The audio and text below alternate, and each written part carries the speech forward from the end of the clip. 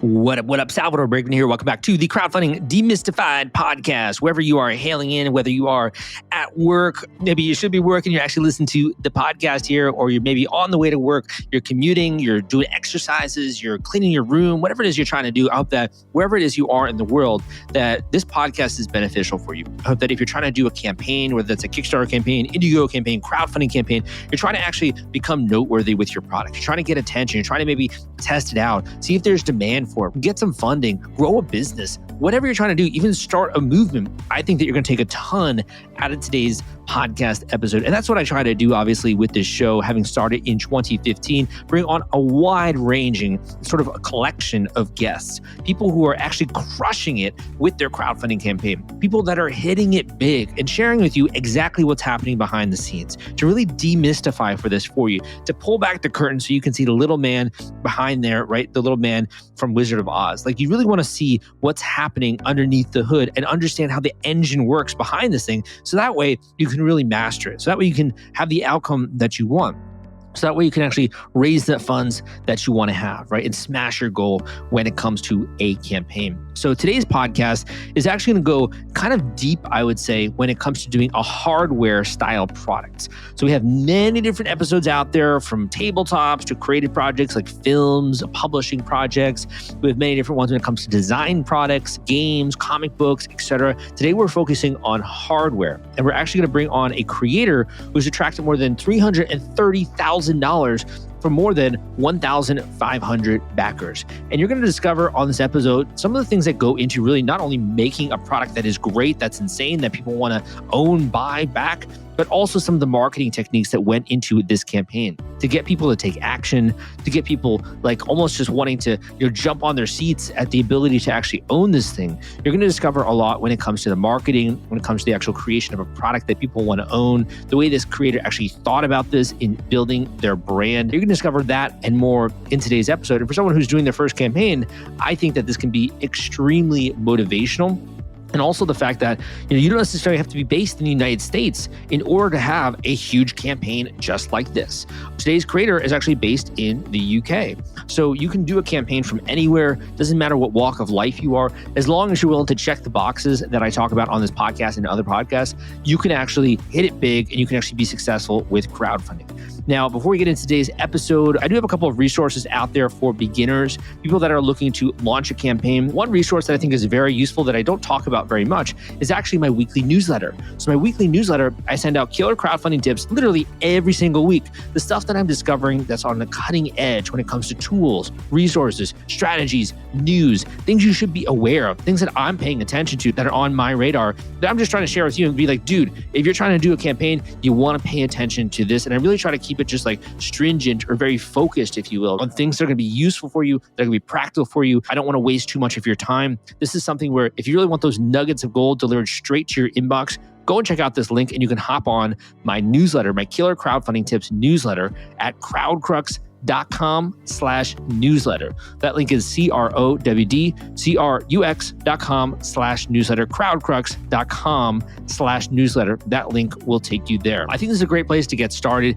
In addition, I do have many other resources out there, like my YouTube channel. I'm also now on Instagram. You can search my name and that will come up likely on Instagram.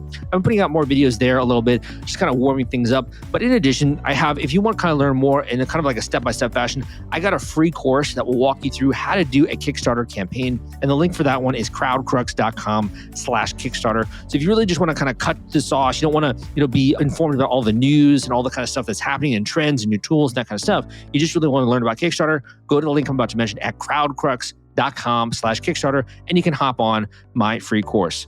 That being said, let's really get to the crux of how this individual was able to attract more than $330,000 from more than 1,500 backers. Let's learn how they did it. Let's pull it apart. Let's demystify this process for you. And it's coming up right after this.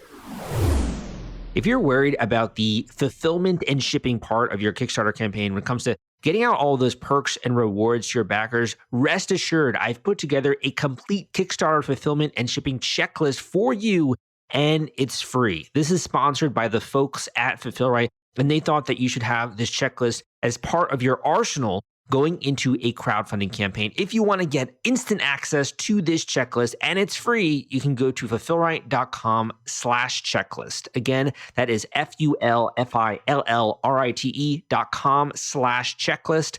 fulfillright.com/checklist. Just go to that link and you can download it immediately.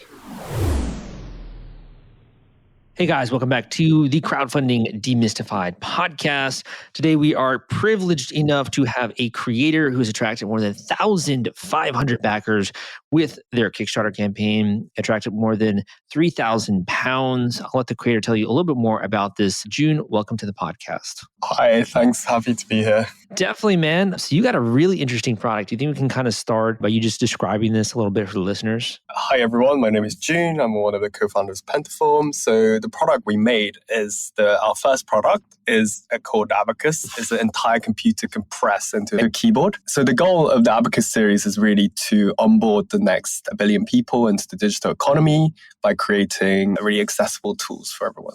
I'm actually from Korea initially, so I grew up there, but went to a Chinese school for 5 years when I was there, and then moved to the UK. I lived here for like 10, 15 years, something like that. And during uni, I studied philosophy and economics because I wanted to sort of go into politics initially, but I realized that tech was really the future and really wanted to get involved in that field. And in uni, I helped to start one of the world's first student blockchain societies and got involved. And you might be quite interested in this, like the listeners, like we actually in 2018 did like ICO, which is an initial coin offering where we kind of conducted like a blockchain sort of based crowdfunding where we raised like around $3 million. That is so cool, man. Yeah, but I just wanted to be more involved in like building sort of like hard concrete products rather than like products that are based on a lot of hype. Mm-hmm. Because it's like, yeah, I was working for this company, but I just felt like there was a lot of hype behind it, but there wasn't anything like really concrete. Whereas now for us, we already built like an entire mold and everything, like we were production ready. Mm-hmm. So it's a really different experience. But it's really good we didn't have a big budget or anything, but we managed to raise $400K US or 330K GP in the first month of launching. So for you, do you view yourself as a designer, as a philosopher, as a marketer? How do you view yourself? So I would say like official role in the company, I'm the CFO. So I do like everything to do with sales, biz dev, fundraising, that kind of stuff. Mm-hmm. But I think it's to do everything else to do with the other things when it comes to product, right? Because like, for example, Sam, my co-founder, he's like a really kind of like a product genius. But sometimes he just wants to like stay in this like room, just wants to make the product perfect. Mm-hmm. And like, I think that's great. Like, I think it's good to have someone like that, but it's also good to have someone who just like, let's get it out. And to have that kind of like creative balance in the team, I think it's really helpful. Yes. Yeah. And for you, are you the one who had the initial idea? Was it Sam? How did that really come about? Basically, Sam was initially working at Apple, and then he was thinking of like either going full time there. He was there for like, they invited him to work there and stuff, but he just felt like he wanted to make products for everyone. So he had the idea to launch the device. And then I just saw the project, and I just thought like, this could be huge. So I could like bring in my skills to like, for like a fundraising experience and startups to really make it into like legit tech company. Mm-hmm. That's sort of like the idea behind it. And that's like how we came together.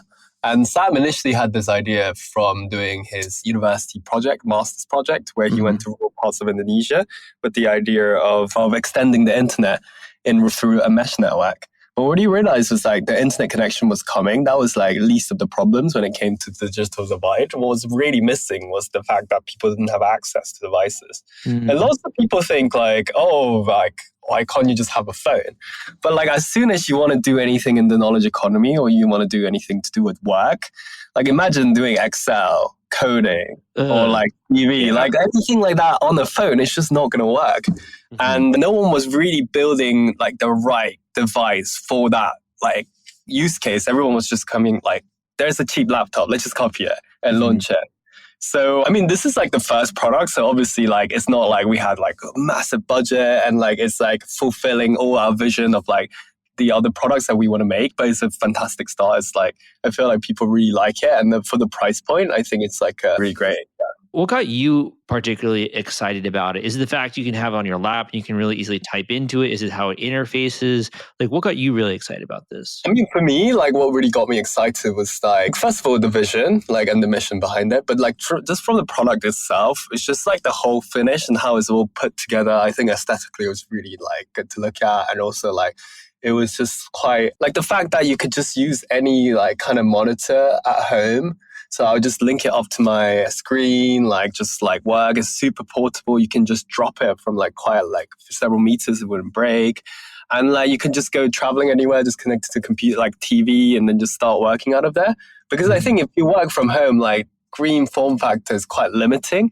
And if you have a laptop, you have to connect it to HDMI and like it's just a bit fiddly. Whereas with our device, you can kind of comes apart, it connects like automatically without Bluetooth or Wi-Fi. So it's just like really like kind of designed for like remote working, traveling, it's easy to use. Very cool. How long were you working on this before you really start to gear up towards the Kickstarter campaign? Were you working on this? We started in 2019 and then just saw this opportunity to really provide like for schools because everyone needed devices like millions and millions of students and things like that. So we like had a few contracts and we were trying to supply to government and schools, but we just realized that, wow, like doing manufacturing during coronavirus is just extremely difficult with the chip shortage. Everything. So we actually finished we did it the wrong way around. So we finished the entire production process of everything. And then but it's just like they're not like, the schools are not really like a market where you can really like say, oh yeah, we're going to ship in 6 months. They need it right now. So I think we finished all the production, everything, like the product development. And then we realized, okay, like let's like go to Kickstarter and Indiegogo first. I think that's probably like a better market to launch to begin with. I think which is like a really good lesson. And then we can circle back to the schools and like the people. Yeah, that's what we're like. So in terms of the research you had done before you really went live, what were some of the things you learned that you needed to do with the campaign before you really unveiled this to people? I think when you start, it's really overwhelming. You don't really understand. Even like for me, like I've already did like a crowdfunding campaign in a sense, right? Where it's like the same formula. But I think it was still very overwhelming. I mean, the amount of preparation you need to do is like a lot more because before for like the previous, like I think the blockchain crowdfunding campaign, we just had to make a website. Whereas here, like you have to make all the content and everything and video.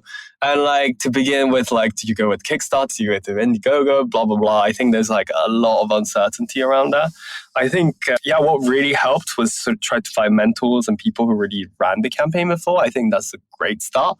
And I think there's also like some like good platforms where you like pay a little bit to just get some insights about like how to get things started. Yeah, for sure. I think a good way to do it is maybe like spend like a month doing research about what's the best platform, what do you want to do, pricing, everything like that.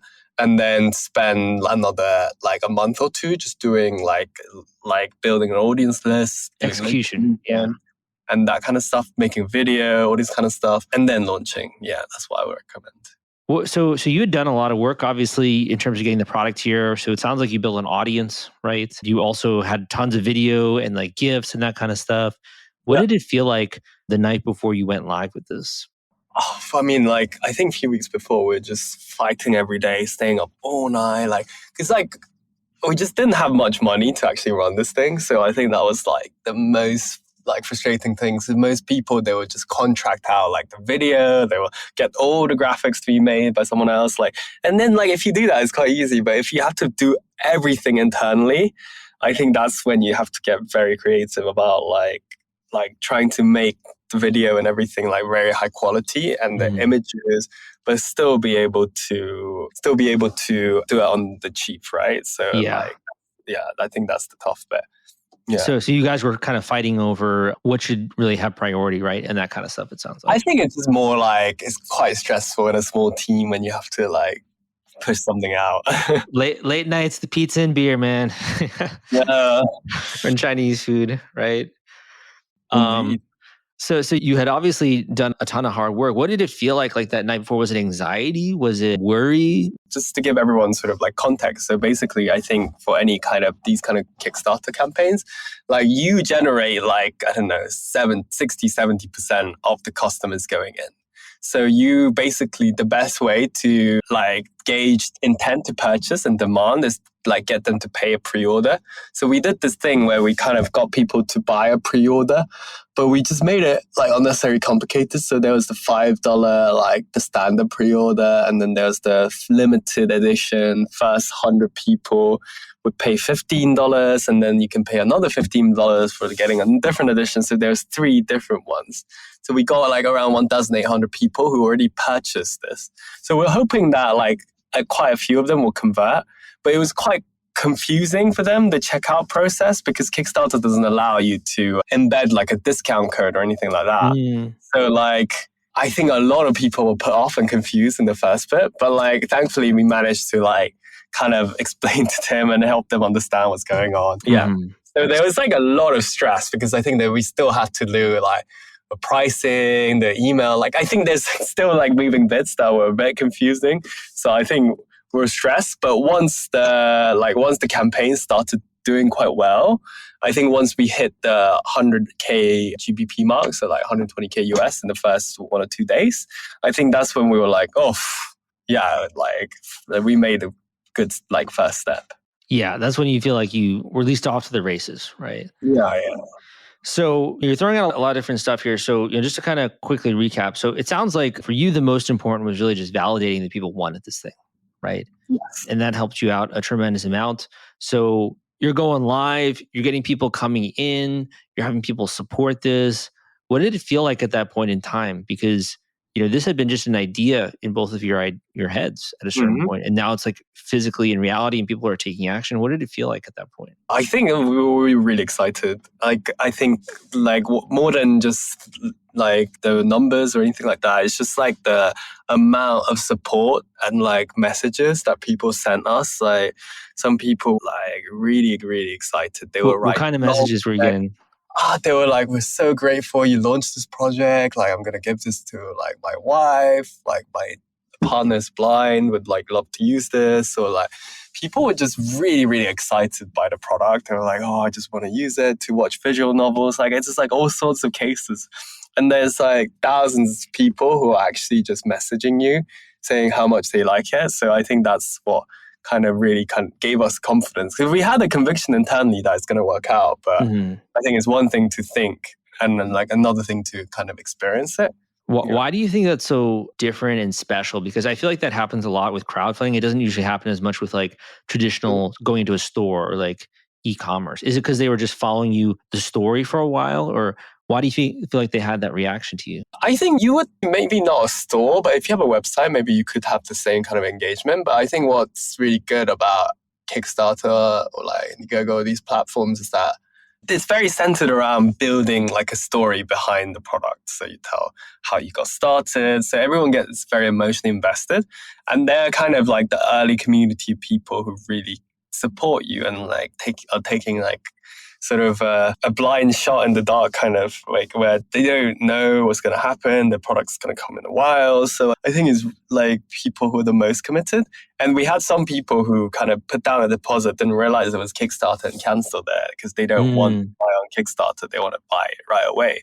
So I think it's not everyone who are interested by the product, because some people don't want to go on Kickstarter. But I think that's why people are really excited. It's the type of people who are backing you, and also the story and the messaging you kind of like tell in the medium. So I think those are the things that really make a difference. Did it surprise you at all that people were willing to really take that chance, right? And like put a deposit out of nowhere? I didn't think it was that surprising for us, because internally we have also like back stuff on Kickstarter. I think what was quite surprising is actually like the amount of support that we have. So I think this is like just the beginning. Like we didn't have a big budget. So now we have like some validation, I think we're going to launch on Indiegogo. So continuity. So after Kickstarter, you can continue on Indiegogo, and hopefully like by that we can do like a much bigger campaign as well. So Very cool. Very cool. So, I mean, you guys have been working behind the scenes. You're doing tons of stuff here, right? When it comes to the campaign, when that happens and you're seeing your funding meter go up and up, is that just like your focus every day? Are you guys like meeting every day? Like, what is happening behind the scenes with your team? In the beginning, you're like really hooked to the numbers, but I think after a few like days or like you're not really tracking like that. You're not like looking at the meters like that heavily. You just maybe look at some of the ads and like see if they're performing well. I think the one thing that we would like, if we had to do again, we would track very closely is the cancellations. Because like on the app, you can get a notification for every time someone buys the product, but you don't get a notification for anyone like when they cancel the product, right?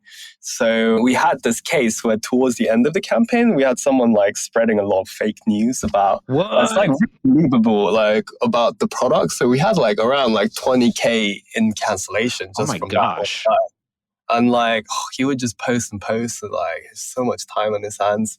And he would just get like, so we were selling a computer. So Intel has an outdated spec sheet on their website. And he would use that to say, oh, these are like, cancel your pledges now. It's definitely a scam. It's like, look at this, that you can't like support these specs. And we're just like, oh my God, this is terrible. That's a nightmare. Yeah. Yeah. I think like, I mean, some people had it even worse, but like what we realized is that like, just make sure like, you obviously, if you have a small team, you can't just be constantly watching. Yeah, but like have notifications for when you have cancellations and just figure out what's going on. Because like I think we just had on one day like a huge amount of cancellation. We were just like, what's going on? And we just didn't catch it for a few hours. Yeah.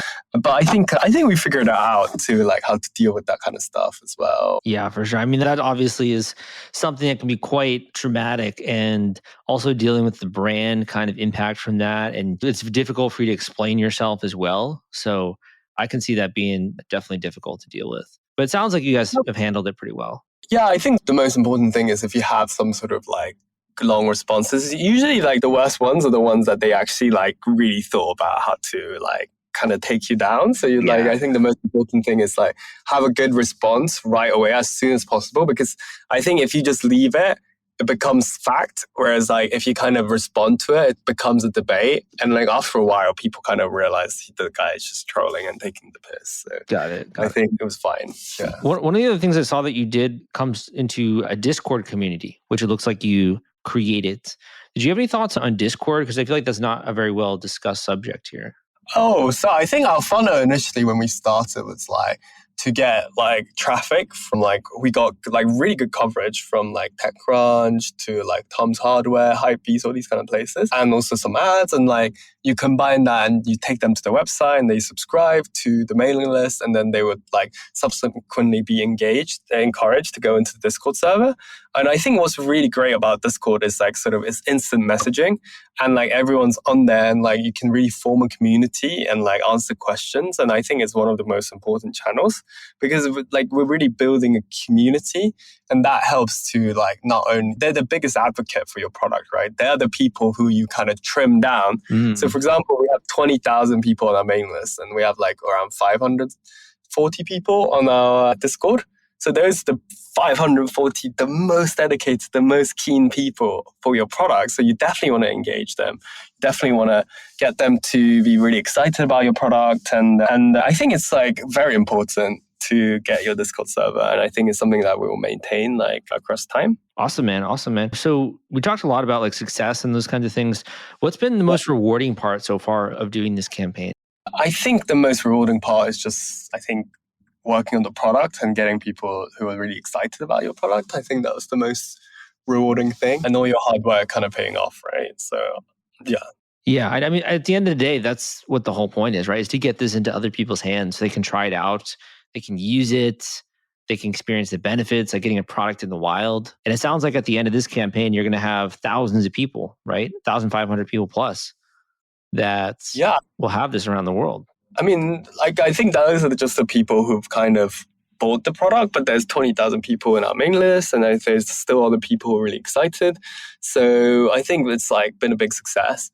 I think I think some of the other stuff that was really exciting was like, I think we just had no idea how to kind of like do lead generation or anything like that, how to get people, like build a community, get loads of people, get this in front of loads of people's eyes. So I think that was really exciting to figure it out, because like I think the first month, like we had like zero traffic or nothing. We just didn't know how to get into press, didn't know how to do ads, like nothing. So I think figuring that out was also like quite exciting as well. Yeah. When it comes to this, I'm kind of curious as well, your thoughts when it comes to like international crowdfunding. So with the country that you're from, do you feel like people are kind of connecting with this internationally? And I'm actually kind of curious if you think that South Korea would be also a good market for you guys, because I see a lot of interesting stuff coming out of there. So if you look at the breakdown of our backers, we have like around 50% from the States, 10% from the UK, 5% from Canada, Australia, and then like some long tail of European countries. But I think Korea is probably not as big as Japan. So we're gonna do I think the good thing about Kickstarter is like once you launch, it has the biggest community, but it's a springboard for you to launch everywhere else. So like we're looking at some platforms in Japan where maybe after we finish the Indiegogo and like Japanese crowdfunding, we can like come on and share our experience again. But in like Japan, I feel like people really love products. Like it's a very different There's a product for everything in Japan. Yeah, I think it's also a very different relationship to wholesalers, where in like a lot of countries, you as a brand, you don't have a lot of leverage when it comes to pitching to wholesalers. You have to really kind of go after them. Whereas in Japan, they come to you, which is really interesting. And like we got like around 40 emails from people from Japan, like looking to launch the product. So I think we're still looking into like the That's crazy. You got your hands full over here for sure. Yeah. So hopefully we only had like around 20 backers from Japan. And I feel like if you have localization and language written in Japan, like we'll have a lot more people backing the campaign. So when we were first starting, you mentioned one of your objectives is to kind of empower the creative economy, right? And do you feel like you're doing that now? Like, do you feel like that this project and getting there has kind of fulfilled that vision to a degree? And how do you plan on continuing with this? Yeah, so I think this is the first step into really getting into the hands of people. And like, I think what will be really exciting is to get people who can't really afford a computer. So for example, like in Indonesia, like university students, like half of them don't have a computer and it's like a mess for them to do assignments. And like, I think our computer also has a GPIOs, which means that you can do any kind of like physical computing projects with it, etc. So we want to empower them to like make music, do all these creative stuff, and like, because they didn't even have access to do that before, right? So that's what we really want to empower. Got it. So you really want to help people that don't have that ability, it sounds like, which I think is super commendable, right? Yeah. But even for people like that can't see, like you mentioned before, or people who want to be more productive, I think there's a lot of applications. I don't know if you even touched on like gaming. I don't know if that's going to be something you also consider there. Yeah, I think what we realized is like, I think in the West, everyone don't mind paying like extra few $100 for the products. So we probably want to make a more premium version, because you have to remember that this is like if you like compare it to cars, like I think Apple would be like a Porsche, like a very high end, like high spec computer, like that costs thousands of dollars. So if you can get something that's a few $100s, that's like affordable, that's high quality. So the aim is to really kind of make it an IKEA of electronics products, where it's kind of like cheap things taken seriously, where it's like high quality, you don't have a lot of reliability issues. That's why we made it super robust. Yeah, that's kind of... Yeah, that's so interesting. Yeah, to compare it that way. I've never heard it compared that way. That's really interesting. So just kind of thinking about your story a tiny bit, right? You had a smash success with your ICO, right? You raised, I think it was 3 million, you said, which is awesome, man. That's so cool. And like just to be able to do something like that, and also when it's a huge trend. But you took away from that, hey, I want to do something physical, right? And something that's kind of based in substance. So at the end of the day, what do you feel like this really means to you doing this project? Yeah, so the first project, it was also like, I was the first employee of that company. So it wasn't my project per se, but I was like there with the founder. It was just like two of us in the beginning to really run the thing. But I think here, like what's really exciting is like, I have full confidence that like we have a great product already and we're not kind of selling a dream. And I think there's too many projects out there, like where they're just selling like, I don't know, something that's still a dream, whereas I feel like we have something concrete that we can start today where we can build off of. So I think it's really exciting. Yeah, so to you it kind of means that it's something that you're creating hype for, that you're also delivering on, right? Definitely. Yeah, and it's really like physical and based in reality. in that way, which is pretty sweet. Awesome, man. Well, first of all, where can people go to learn more about your campaign? And I know you said you're going into in-demand. Where can they go to learn more? Yeah, I think just to come to like our website, pentafoam.co.uk, follow us on Instagram, Pentafoam Computers, and feel free to reach out to me. Great. So I'll be sure to include those links in the description. So I got two final questions for you. My first question is kind of more on the side of, would you have done anything differently, or do you have any advice that you would want to impart to beginning creators like you who are doing their first project, and like, what would you really have wished someone had told you about this? I think in the beginning, like the most important thing is just to like find the most authoritative sources of information. I can give you like one or two advice that would help, but like I think ultimately you want to go to like a well instead of like have a cup, like, you know what I mean? Like, so I think I'll start with doing that. And like, I think also, second of all, it's just sort of, I think just be decisive. I think a lot of the decisions that you make there's no right answer. So you just have to kind of make your best guess and think about it, make your best guess and go for it. And I think it's a really great chance for you to really launch your products. So best of luck. Well said. And my final question for you, and we can end on this note, and you can speak directly to the listeners. It could be a final quote which you resonate with. It could be a bit of advice that someone else has given you maybe at some point in your career. It could be a word of encouragement, anything like that, and we can end on that note. Ooh, that's a hard one. What would be a good inspirational quote? I think more than anything,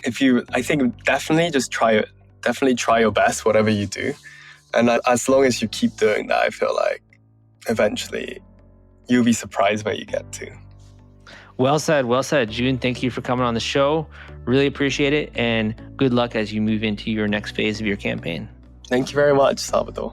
Hey, thanks for listening to this episode of the Crowdfunding Demystified podcast. Again, my name is Salvador Briggman. Whether you've been listening to me for a week or for a couple of years, I hope that you've been taking away lots of good value from this podcast. We're really designed just to demystify the process for you, break it down, make it easier to understand. And we have so many great episodes out there. I really think it just behooves you to, at some point in time, just like binge listen to a bunch of them, right? And that way you can just kind of be taking notes at the same time. You can be learning. And it's really a great way just to really quickly get up to speed with how to do one of these crowdfunding campaigns. And that's exactly why I make these resources available and free for you. I'm a freaking passionate guy. And one of my values when it comes to my company, CrowdCrux, is we really want to help people reach their full potential. And the way we do that is usually by putting out free education and information to help you along the ways when we feel like they're just kind of pieces of the map that are kind of blurry or blotted out. So if we feel like processes should be explained that aren't, we try to actually step up and do something about it. So if you really resonate with that message and you want to empower us to be able to do that, make sure to leave a positive rating review on this particular podcast. That would mean so much to me via iTunes. In addition, if you want to talk one-on-one when it comes to doing your project, talking about your campaign, going really through an intensive coaching call through the A to Z of what you got to do to be successful, examining the materials you already have, giving you feedback, talking about the steps that you have to go through next. In some cases, some of my coaching students aren't even sold that Kickstarter is the right platform for them, right? And they're like, Sal, tell me, should I be going with Indiegogo? Should I not even do a crowdfunding campaign? What about this whole equity crowdfunding thing you've been talking about recently, right? There's so many different questions that come up with coaching calls that really go beyond the scope of just doing or listening to an individual podcast episode. If you really want to invest in yourself, invest in your campaign, and you want to set yourself up for success, I think it's a complete no-brainer. If you're going to go out there and do something important, like, I don't know, buy a house, you're probably going to consult a real estate agent. You're probably going to consult an attorney at some point. If you're starting a business, at some point, you're probably going to consult an accountant. This is a very similar process where if you're trying to learn something, you're trying to learn how to play golf, right? You're going to actually learn from a pro at a certain point in time. You're trying to learn how to play tennis, which my tennis game, by being in Miami, has gotten a lot better, dude. I've actually been, crushing it when it comes to being on the tennis court, but that's a whole other story, right? But if you're trying to learn how to play tennis, you're probably going to learn from a tennis pro, right? So if you want to learn more about my coaching options, you can go to crowdcrux.com/coaching. You can book a one-on-one coaching call with me. You got to fill out my form, tell me a little bit about you, tell me about what you're trying to do, tell me about your project, obviously, what you're trying to accomplish, and we can then do our one-on-one coaching call ASAP. Go to the link at crowdcrux.com/coaching. and you can check it out there.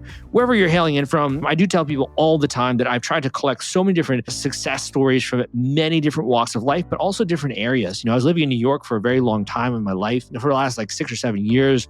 And then when the COVID hit, I kind of moved down to Miami. I've been loving Miami. I've almost been here a year, and it's great and it's wonderful. But it doesn't matter if you're in the United States. It doesn't matter if you're in London. It doesn't matter if you're in Australia. Wherever it is that you are in the globe, whether you're in Spain, Italy, I've seen people be successful literally this entire map, in Canada, etc. So wherever you are, you can run a successful campaign. And I hope that you take that away by listening to these episodes, that it is possible. That being said, thank you so much. My name is Sal, and I will see you next time.